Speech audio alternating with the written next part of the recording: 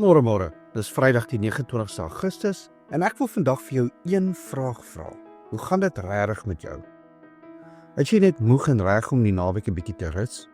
Of is jy reg om tyd saam met Jesus te spandeer?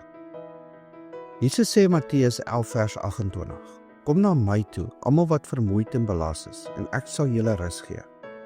In Markus 6 vers 31 sê Jesus vir sy disippels: Kom julle alleen na 'n eenkant plek en rus 'n bietjie. Selfs hulle moes 'n pas breek. Maar weet jy wat die verskil is? Ware rus is nie net slaap of niks doen nie. Ware rus is om jou hart by Jesus neer te lê.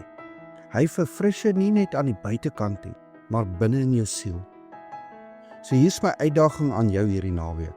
Rus jou liggaam, ja, dis goed. Maar gee ook jou tyd, jou gedagtes en jou hart aan Jesus. Want hy is die enigste een wat jou diep kan verfris. Kom ons bid saam. Here Jesus, ek bring my moegheid na U toe.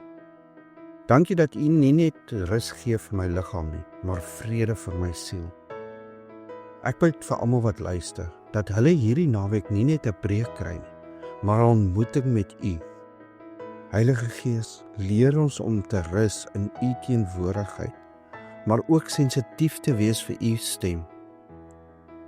En vergewe asseblief al ons sondes. Ons bid dit in Jesus naam. Amen.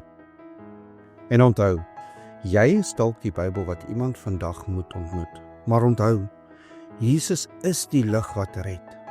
Leef so dat selfs jou rus ander na hom toe wys.